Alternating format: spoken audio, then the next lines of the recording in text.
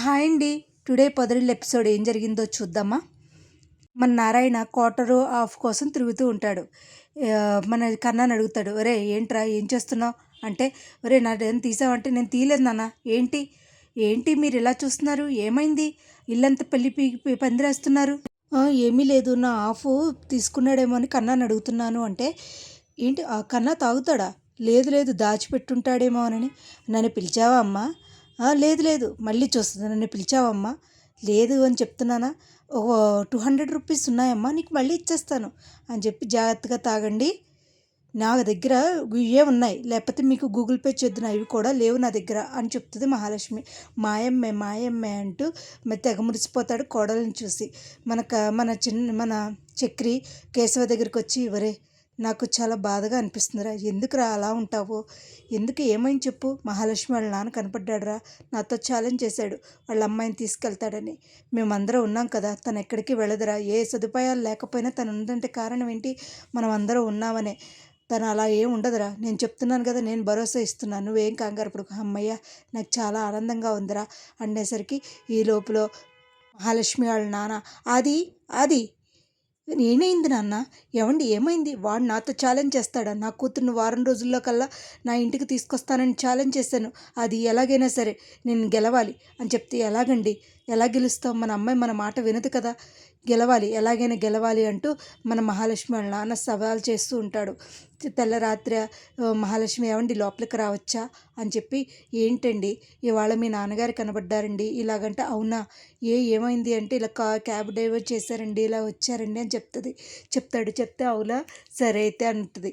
తెల్లారేసరికి ఎలాగైనా సరే మహాలక్ష్మిని ఎలాగైనా తెచ్చేసుకోవాలి, తన కూతురుని తను తెచ్చేసుకోవాలని చెప్పేసి వాళ్ళ నాన్న ఎలాగైనా సరే ఆ ఏరియా కోసం కనిపెడుతూ ఉంటాడు. ఆఖరికి ఫోన్ చేస్తాడు, ఆదికి ఫోన్ చేసి, ఒరే ఇలాంటి ఏరియాలో నా మహాలక్ష్మి ఉండేది, అసలు ఏంట్రా ఎంత గలీజ్గా ఉంది అంటే, అక్కడే ఉంటుంది నాన్న, బృందావనం అంటారు, వాళ్ళ ఇంటి ఎదురుగుండా ఒక గొడౌన్ కూడా ఉంటుంది అని చెప్తాడు. ఆఖరికి ఎలాగైతే ఒక అతన్ని డ్రైవర్ అడుగుతూ ఉంటాడు, ఒరే ఆపి వాళ్ళ ఎవరిని అడుగురా అంటే, ఈ లోపల మన పెద్ది వస్తాడు. ఏమండి ఎవరి గురించి అడుగుతున్నారు మీరు అంటే, ఇక్కడ బృందావనం ఇల్లు గురించి అంటే, అది మాదేనండి, ఎవరండి అనేసరికి, ఇటు చూసేసరికి మహాలక్ష్మి వాళ్ళ నాన్న గుర్తుపెట్టి, ఏమండి మీరా, రండి అని చెప్పేసి తీసుకెళ్తూ ఉంటే, నేను మా సైకిల్ మీద వచ్చేస్తానండి అంటే, కాదు కాదు కారులో ఎక్కడని చెప్పేసి, అమ్మాయిని చూద్దామని వచ్చానని చెప్పేసరికి, సరే కదా అని చెప్పేసి కారులో ఎక్కి వెళ్తారు. ఇంటికి తీరా ఇంటికి వెళ్ళేసరికి మన మహాలక్ష్మి నారాయణని క్లాస్ పీకుతూ ఉంటుంది. ఎంతసేపు తాగుడేనా, చేసే పనేమీ లేదా అని చెప్పేసి తిడుతూ ఉంటుంది. బూజు దుదురుగాని రండి అని చెప్తే, బూజు దులపకూడదమ్మా, ఏంటి పొద్దున్నే వేసేసారా అంటూ మహాలక్ష్మి తిడుతుంది నారాయణని. తిట్టేసరికి ఇంక లోపలికి వెళ్ళి అలా అలా పైపైన బూజు దులుపుతూ ఉంటుంది. ఇంటికి తీరా రాగానే వాళ్ళ నాన్న చూస్తూ ఉంటాడనమాట. నారాయణ కూడా చూస్తూ ఉంటాడు. ఎవరెవరో ఒకరు, నాన్న ఈ లోపల మన పెద్ద వచ్చి, నాన్న మహాలక్ష్మి వాళ్ళ నాన్న వచ్చాడు నాన్న, నాన్నగారు వచ్చారు నాన్న, పర్లేగు నాన్న, పోగొంది నాన్న అని చెప్పేసి గబగబా అన్నీ తీసేసరికి మహాలక్ష్మిని చూస్తూ ఉంటాడు. మహాలక్ష్మి అక్కడ ఇలాంటి ఇంట్లో ఉంటుందా అంటూ ఫీల్ అవుతూ ఉంటాడు. ఈ లోపల మహాలక్ష్మి బూజు దులపడం చూసి, ఏనాడైనా నా కూతురిని చిన్న పని చేయించానా అని చెప్పేసి అంటూ ఉంటాడు. బాగున్నారా అండి అంటే, బాగున్నారండి అంటే, ఏంటో మనకి రక్త సంబంధాలు అనుకుంటూ ఉంటారు.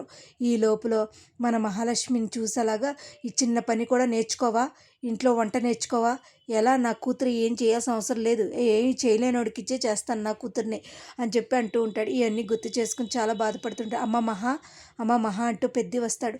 మీ నాన్నగారమ్మ అనేసరికి, ఇంతకు మహాలక్ష్మి గబగబా వచ్చి, నాన్న మీరా, ఎందుకు వచ్చారు నాన్న, ఇంకెన్ని నన్ను అంతామని వచ్చారు అంటే, అమ్మ నేను అన్నీ కోల్పోయి నీకోసం దిగొచ్చానమ్మా, నువ్వే తప్ప నాకు ఇంకెవరూ లేరమ్మా అని అనేసరికి, అవునా నాన్న, నన్ను క్షమించండి నాన్న, నేను తప్పు చేశాను నాన్న అని అనేసరికి, అమ్మ నీకోసం అన్నీ దిగొచ్చానమ్మా అంటే అందరూ ఆనందంగా ఉంటారు. నాన్న అమ్మ పెద్ది కాదు మహాలక్ష్మి, నువ్వు మీ నాన్న ఎండలో ఉండకమ్మా, రా అమ్మ లోపలికి అంటే, పదండి నాన్న లోపలికి వెళ్దాం అని చెప్పి లోపల కూర్చోపెడతాడు. చూస్తాడు, ఏంటి ఇలా ఉంది అని చెప్పేసి అనుకుంటూ ఉంటాడు. ఎంతమంది ఉంటారమ్మా ఇంట్లో అంటే, ఇతను పెద్ది నాన్న, ఇతను కన్న, నలుగురు ఉంటాం నాన్న అని చెప్పేసి, నలుగురు ఐదుగురు ఉంటామని చెప్తాడు. ఈ లోపల అంతా బాగుంది, బాగానే ఉంది, కాఫీ అయినా టీ అయినా తాగండి అని చెప్పేసరికి, అమ్మ నేను టీ పెడతాను పెద్ది, ఏంటి నీకు టీ పెట్టడం వచ్చా అమ్మ, టీ ఏంటి నాన్న, వంట కూడా వచ్చు, పెద్ద నేర్పించారు అని చెప్పుతుంది. చెప్పిన తర్వాత అందరూ అలా కూర్చుని చూస్తూ ఉంటారు. బాగున్నారండి అంటూ అలా నిలబడి ఉంటారు. అమ్మ నీతో మాట్లాడాలని వచ్చానమ్మా అని చెప్పేసరికి మీరిద్దరూ మాట్లాడుకోండి, నేను వంట చేసిస్తానమ్మా అని పెద్ద చెప్తూ ఉంటాడు. ఎందుకండి వద్దు వద్దు అనేసరికి లేదు లేదు లేదు లేదు వంట చేసే కన్నా పద అని చెప్పేసరికి ఇద్దరు నన్ను క్షమించు నాన్న, నేను తెలియక తప్పు చేశాను క్షమించు నాన్న అని అనేసరికి ఇంకాస్త ఏమీ మాట్లాడకుండా అలా స్టన్ అయిపోయి, అమ్మ నీ ప్రేమ కన్నా నాకేంటి చెప్పు, తండ్రిని కదా, ఏమీ వదులుకోలేకపోయానమ్మా అని చెప్తాడు. ఈ లోపల ఆయన ఏం తింటారో తినరో అని చెప్పేసి, ఎందుకు అలా సైకిల్ చేస్తారు బాబు, నేను అన్నీ తింటాను, రాత్రికి ఉంటాను అని చెప్పేసి అంటాడు. ఎవరే కన్నా పద అని చెప్పేసి వెళ్తూ మీరు మాట్లాడుకుంటా ఉండండి అమ్మా, ఉండండి నేను వస్తానని చెప్పేసి అంటాడు. ఈ లోపల తల్లి తండ్రి ఇద్దరు కూడా, తండ్రి కూతురు కూడా చాలా ప్రేమగా ఉన్నట్టు నటిస్తాడు మహాలక్ష్మి నాన్న. కానీ మరి ఆ మాటకి వెళ్ళిపోతుందో లేదో అనేది తెలియదు. మరి ఇవాళ ఎపిసోడ్ అయితే ఇదేనండి. మరి ఈ లోపల చక్రి కేశవ వచ్చేసరికి కరెక్ట్గా ఇంటి దగ్గర మహాలక్ష్మి వాళ్ళ నాన్న ఉంటాడు. మరి రేపటి ఎపిసోడ్లో ఏం జరుగుద్దో చూడాలి. మరి మహాలక్ష్మి వాళ్ళ నాన్న మహాలక్ష్మిని అల్లుడిని తీసుకెళ్తాను అంటాడు. మరి తీసుకెళ్తాడా లేకపోతే తీసుకెళ్ళడా అనేది కమింగ్ ఎపిసోడ్లో చూడాలండి. నా వీడియోస్ కనుక ఇవాళ ఎపిసోడ్ అయితే ఇదేనండి. నా వీడియోస్ కనుక మీకు నచ్చినట్టయితే లైక్ చేసి షేర్ చేసి సబ్స్క్రైబ్ చేస్తారని కోరుకుంటున్నాను. Thank you so much. Thank you.